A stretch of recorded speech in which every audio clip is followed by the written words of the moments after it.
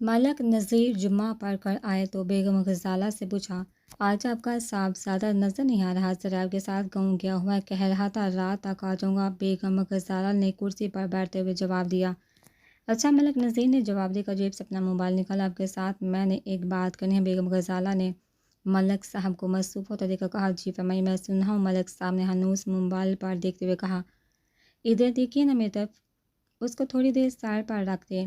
بیگم غزالہ نے موبائل کی طرف اشارہ کرتے ہوئے کہا۔ ملک نذیر نے سائڈ پر موبائل رکھتے ہوئے کہا، رکھ دیا۔ اب بتائیے، میں سوچ رہی تھی کہ آج نرمین ہسپتال سے ڈسچارج ہو کر گھر چلی جائے گی، کیوں نہ ہم بھی رات اسے دیکھنے احمد صاحب کے گھر جائے، نکاح کی بات کرے، اس طرح فیملی میں بہت فنکشن بھی ہو جائے گا، میرا بچہ بھی خوش ہو جائے گا۔ حنین کا سوچتے ہی غزالہ بیگم کے لفظوں سے ممتا کا پیار جھلکنا شروع کر دیا۔ بچہ تو آپ کا ویسے ہی ہر وقت خوش رہتا ہے، نہ کام کا نہ کاج کا، دشمن اناج کا۔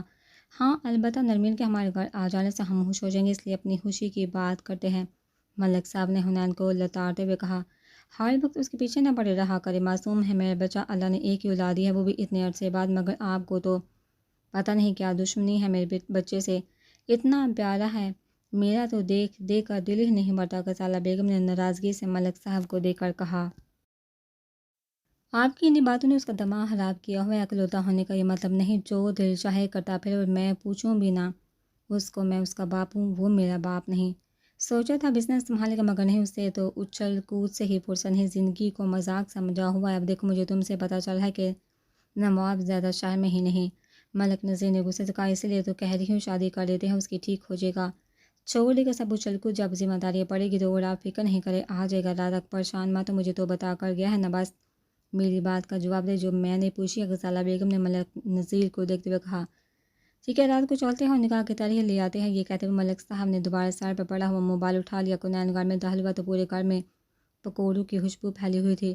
وہ بائک دو کر سیدھا کچن میں گیا، جہاں خالہ پکوڑے اور فرائز بنا رہی تھی۔ کیا بات ہے خالہ، بھی تمہارے سسرال والے آئے ہیں جو اتنے اہتمام سے چیزیں بنا رہی ہیں؟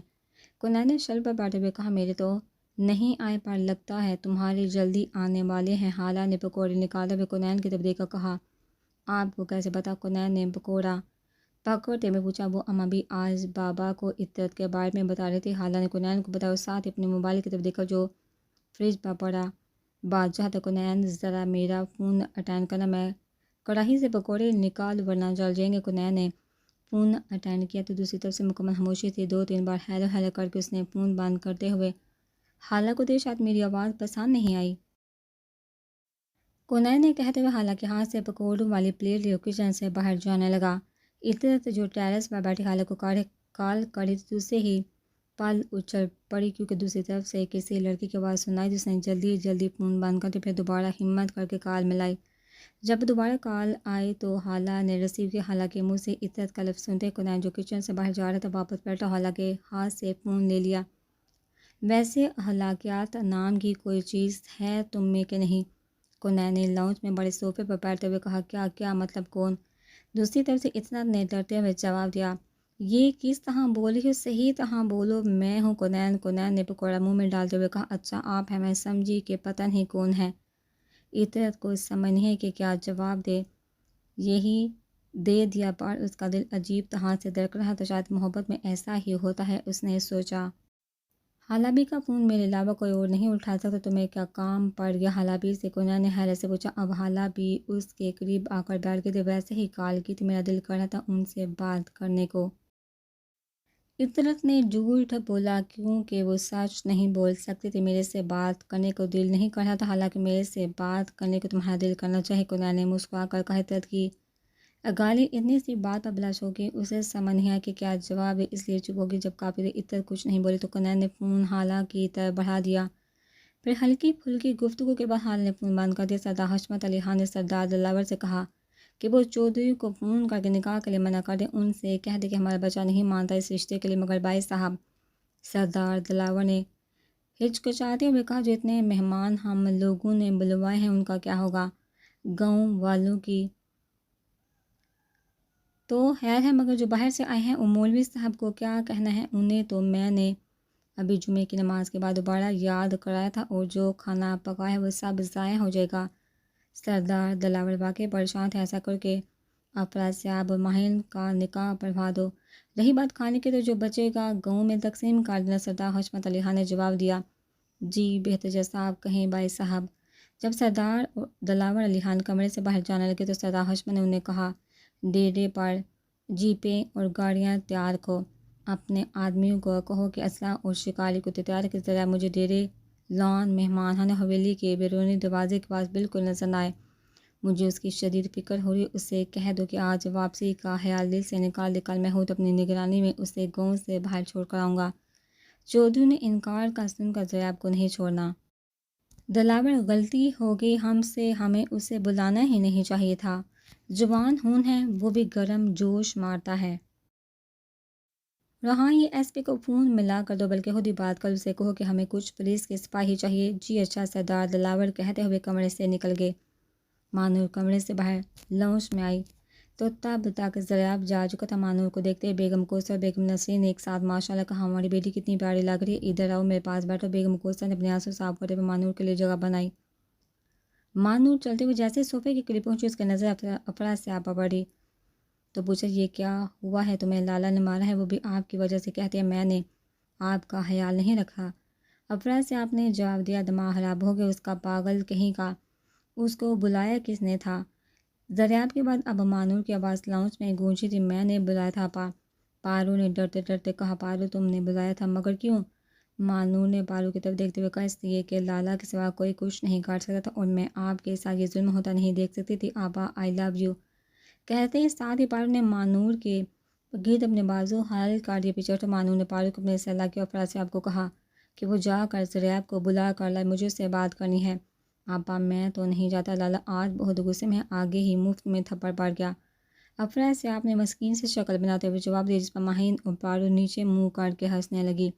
افراسیاب نے کوشن اٹھا کر ماہین کی طرف پھینکا اور کہا، تمہیں بہت ہنسی آ رہی ہے، تمہیں لگتا تو پتہ چلتا اس پر کیوں بول رہے، اور یہ کیا بچوں جیسی حرکتیں کر رہے ہو، شرم کرو کچھ۔ بیگم نسرین نے افراسیاب کو گھورتے ہوئے کہا، اور تم نے ضیاب کو کچھ نہیں کہنا سمجھی؟ آگے ہی وہ بیچارہ اتنا پریشان ہو گیا، جب سے حویلی پہنچا 1 منٹ بچے کو سکون نصیب نہیں ہوا۔ بیگم کوثر نے لہج میں ممتا سموتے ہوئے کہا، ماں کی بات سنتے ہی مانور کو غصہ آ گیا، پتہ نہیں آپ سب لوگوں کو وہ بیچارہ کیسے لگتا ہے۔ ابھی مانور کے منہ میں ہی الفاظ تھے کہ ضیاب زنانہ خانے میں داخل ہوا، مانور پر نظر پڑتے ہیں، بلکہ جب کانا بھول کے ضیاب کے لیے فیصلہ کرنا بہت مشکل تھا کہ مانور خوبصورت ہے یا اس کی محبت نے اسے خوبصورت بنا دیا تھا۔ بہرحال جو بھی تھا، وہ سر سے پاؤں تک سنگ مرمر سے تراشا ہوا دلکش پیکر تھی، سر سے لے کر پاؤں تک ضیاب کی نظروں نے اس کا طواف کیا اور آخر میں پھر اس کی نظریں اس کے پاؤں پر ٹکی۔ عجیب حسن تھا اس کے پاؤں میں، وہ موتی کی طرح سفید اور نرم تھا، مگر جب مانور قدم اٹھاتی تو وہ گلابی ہو جاتے۔ ضیاب کا خیال تھا کہ اس کے پاؤں اتنے نازک ہیں کہ وہ مانور کا اپنا وزن بھی نہیں اٹھا سکتے۔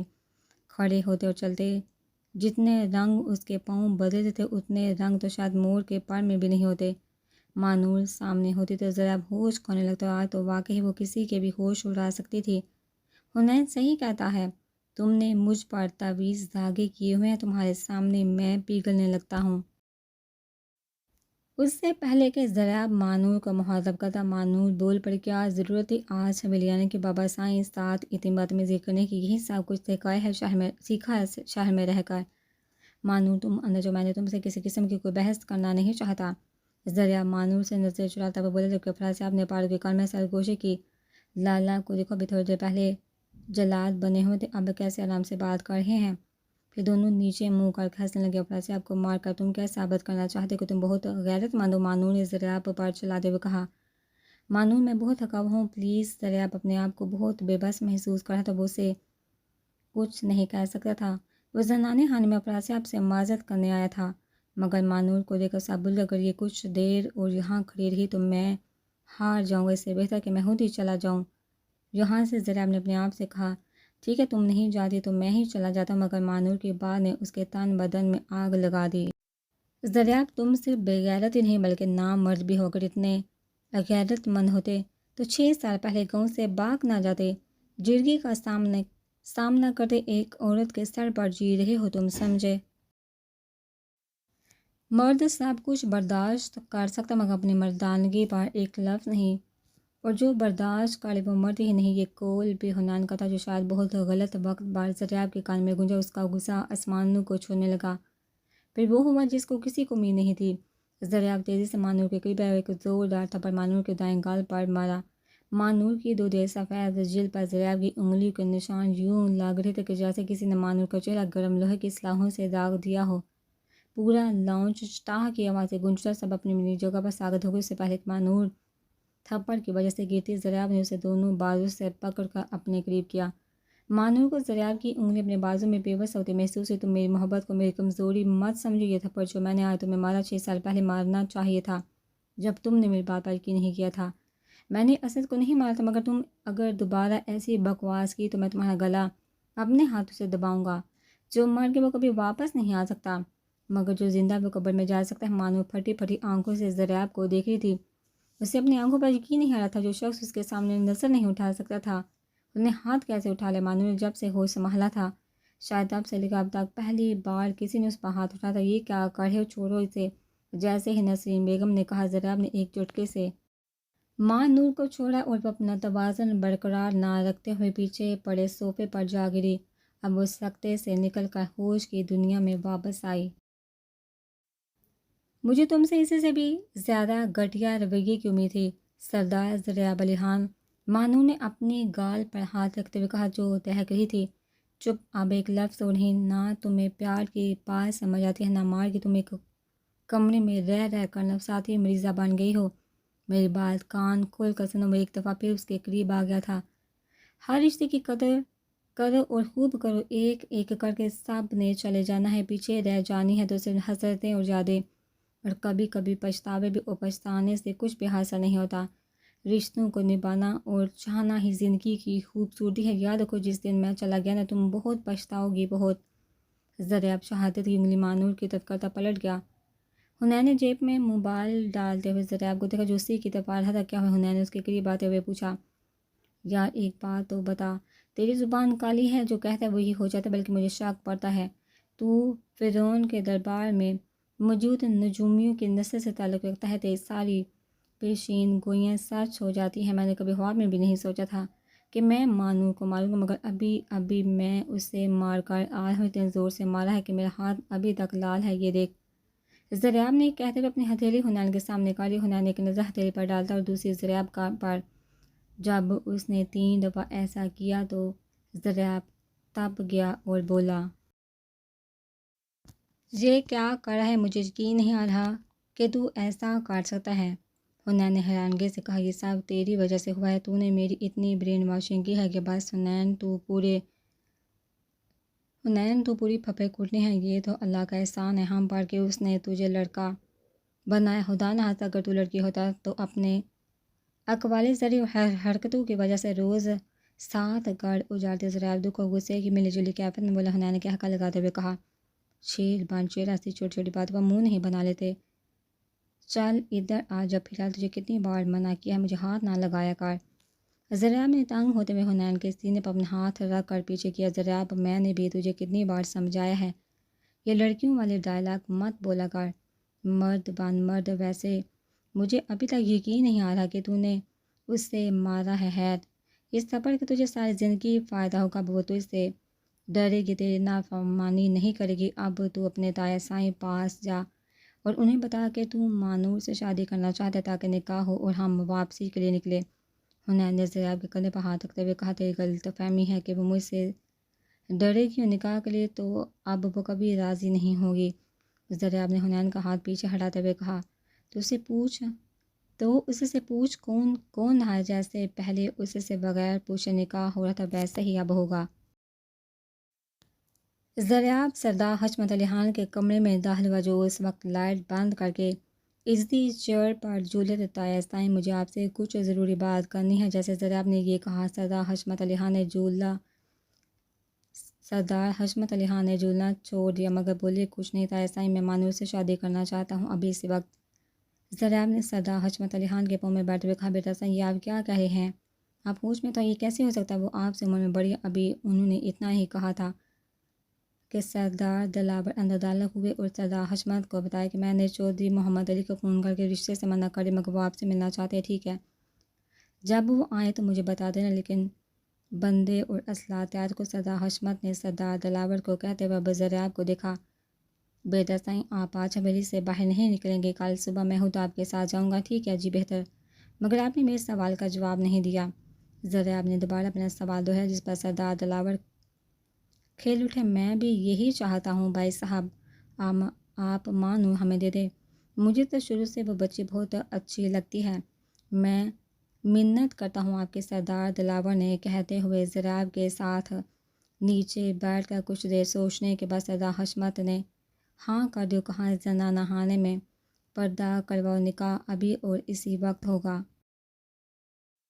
مانور کے کمرے میں اس وقت ماہین، پارو بیگم، نسرین اور بیگم کوثر کے علاوہ کچھ قریبی رشتہ دار عورتیں موجود تھیں، جبکہ کمرے کے باہر زریاب، افراسیاب، حنین ایک ساتھ بیٹھے تھے۔ سردار حشمت اور سردار دلاور ایک ساتھ ان تینوں کے سامنے تھے۔ مولوی صاحب اور کچھ گاؤں کے معززین بھی موجود تھے۔ مانور کے کمرے کا دروازہ کھلا ہوا تھا اور ایک سفید کپڑا پردے کے لیے لگایا گیا تھا۔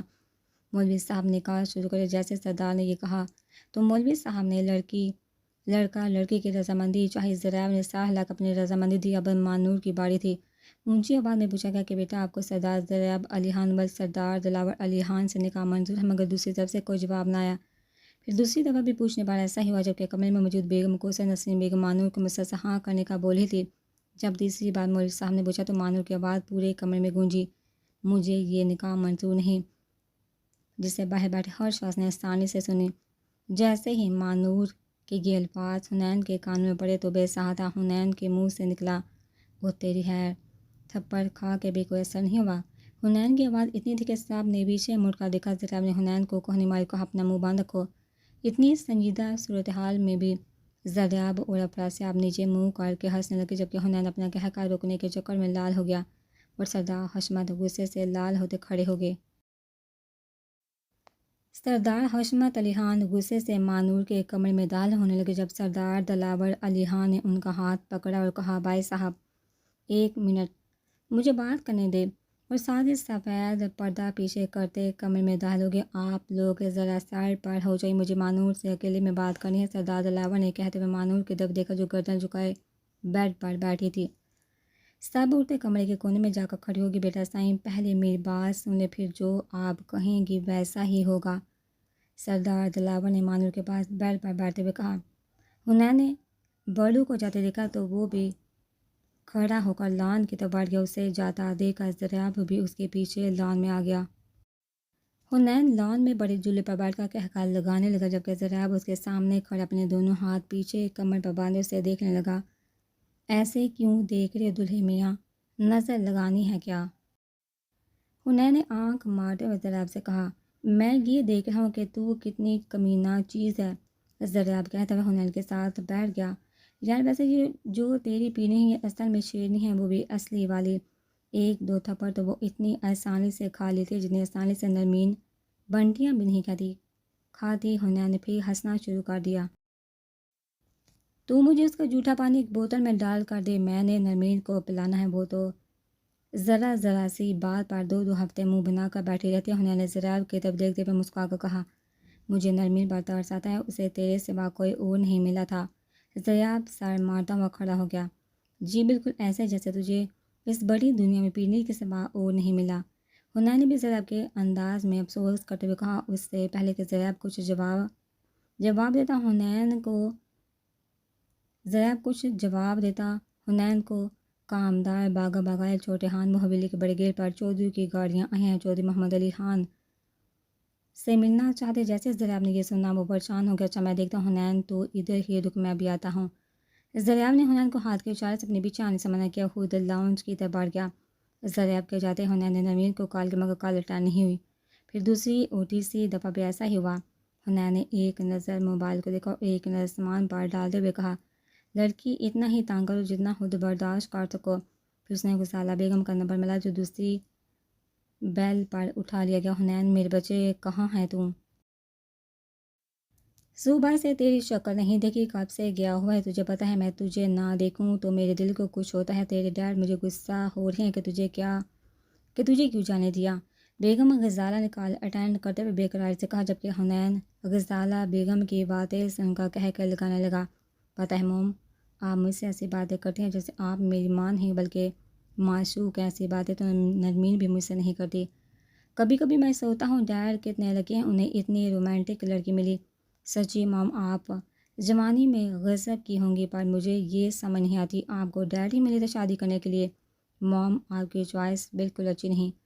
حنین نے پہلے شرارت سے پھر افسوس سے ماں کو کہا، تیرے ڈیڈ صحیح کہتے، تجھے ذرا شرم نہیں آتی، ایسی باتیں کرتے ہیں ماں سے، بے غیرت اولاد۔ غزالہ بیگم نے حنین کو ڈانٹتے ہوئے کہا، ہاں اب لگ رہا ہے کہ ماں بات کر ہی ہے، پہلے تو مجھے شک ہو رہا تھا کہ کہیں کوئی میری معشوق تو نہیں بول رہی۔ حنین مستقل ماں کو تانگ رہا تھا۔ حنین اپنی بکواس باندھ کر جلدی گھر واپس آ، شام میں نرمین کے گھر جانا ہے، صبح سمجھے۔ غزالہ بیگم نے حکم دیتے ہوئے کہا، سچی مام، آپ نرمین کو اپنے گھر لانے کے لیے جا رہی ہیں۔ حنین اب مکمل طور پر فریش ہو چکا تھا، تو اور کس لیے جانا ہے، شاید اس بچی کے گھر آ جانے سے ہمیں بھی تمہاری شکل دیکھنا نصیب ہو جایا کرے گی۔ غزالہ بیگم نے جواب دیا، دیکھا پھر وہی مشکوک بات، مام آپ نرمین کو بھی وہ سب باتیں سکھا دینا جو آپ ڈیڈ سے کرتی ہیں، نرمین کو ویسی باتیں نہیں آتی، پلیز مام، میرا دل بے کرتا ہے وہ میرے ساتھ ویسا ہی سلوک کرے جیسا آپ ڈیڈ ساتھ کرتی ہیں۔ کتنی لاڈیاں کرتی ہیں، ناشتے پر، لنچ پر، ڈنر پر۔ حنین نے سر داورتے ہوئے کہا اور ساتھ ہی اونچے اونچے کہہ کے مارنے لگا۔ حنین تیرا کچھ نہیں ہو سکتا، کہتے ہوئے بیگم غزالہ نے فون بند کر دیا، جبکہ حنین کافی دیر ہنستا تھا، پھر دوبارہ نرمین کا نمبر ڈال کرنے لگا، اب کی بار کال تیسری بیل پر اٹینڈ ہوگی، کہاں ہو تم، کب تک آؤ گے؟ حنین کبھی سچ میں بول دیا کرو، ابھی تک زریاب کا نکاح نہیں ہوا۔ نرمین کی روٹھی روٹھی آواز اسپیکر میں ابھری، نہ سلام نہ دعا، فون اٹھاتا ہی شروع ہوگی، کیا ہو گیا ہے تمہیں، تم تو اتنی بدتمیز کبھی نہیں تھی۔ حنین نے گلہ کیا، اچھا سوری، نرمین نے فوراً شرمندہ ہوتے ہوئے جواب دیا، خیر سوری سے گزارا نہیں ہوگا، مگر فی الحال میں یہی قبول کر لیتا ہوں۔ حنین نے مسکرا کر جواب دیا۔ مطلب؟ نرمین نے ناسمجھی سے پوچھا، مطلب تو میں آ کر بتاؤں گا، فی الحال تم اپنے ننھے ذہن پر زور مت ڈالو۔ حنین نے کہا، کب تک آؤ گے یہی تو پوچھ رہی ہوں۔ یار کیا بتاؤں تجھے نرمین، میں تو خود پھنس گیا ہوں، قسم سے نکاح ہونے کا نام نہیں لے رہا۔ زریاب کا نکاح نہ ہو گیا، مولا جٹ کی فلم ہوگی، ہر تھوڑی دیر بعد ایک دھماکہ ہوتا ہے، وہ بھی زوردار۔ کبھی لڑکی کا ابا نہیں مانتا، کبھی مولوی نہیں ملتا، کبھی زریاب سلپ ہو جاتا ہے، پھر لڑکی مکر جاتی ہے، اور جب سب ٹھیک ہونے لگتا ہے تو بدمعاش چودھری آ جاتے ہیں۔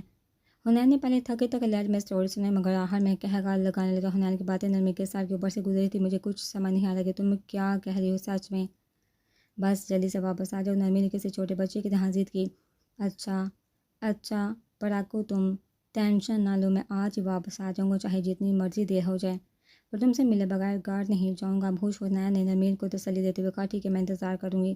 نرمین نے جواب دیا، انتظار تو اب تم میرا کرو گی۔ حنین نے مسکرا کر کہا، حنین۔ نرمین نے حنین کی بات سمجھ زور سے پکارا، کیوں کان کے پردے پھاڑ رہی ہو، مجھے اپنا نام معلوم ہے۔ حنین نے ابھی اتنا ہی کہا تھا کہ لاؤنج میں کھڑے زریاب نے ہاتھ کے اشارے سے حنین کو بلایا، نرمین میں بعد میں بات کرتا ہوں، لگتا ہے آخرکار نکاح ہونے لگا ہے۔ حنین نے کہتے ہوئے فون بند کر کے لاؤنج کی طرف اپنے قدم بڑھا دیے۔ سردار دلاور علی خان نے مانور کو کیا کہا تھا یہ بات کوئی نہیں جانتا تھا، مگر اس کے بعد مانور نے نکاح کے لیے حامی بھر دی تھی، جس پر سبھی بہت خوش تھے۔ مولوی صاحب نے نکاح پڑھوایا، مبارکباد کی صدائیں بلند ہوئی، باری باری سب آپس میں گلے ملے۔ زریاب بے انتہا خوش تھا، مگر ایک تجسس اسے اندر ہی اندر کھا رہا تھا کہ ایسا بابا سائیں نے کیا کہا مانور کو کہ وہ مان گئی۔ زریاب اپنی سوچ میں گم تھا، جب حنین کی بات پر چونکا، یار تمہارے ہاں نکاح پر چوارے نہیں بانٹتے؟ زریاب سے پہلے سردار دلاور بول پڑے، کیوں نہیں بانٹتے؟ اور ایک نوکر کو اشارہ کرتے ہوئے حنین کو دیکھا، جس کے ہاتھ میں ایک ٹوکری تھی جو چھوٹی چھوٹی پوٹلیوں سے بڑی پڑی تھی۔ میں موم، ڈیڈ، نرمین اور دوبیل سب کے حصے کی لوں گا۔ حنین نے اپنی گول مٹول آنکھیں گھما کر پہلے ٹوکری پھر زریاب کو دیکھا، جس پر زریاب اور سردار دلاور ہنس پڑے۔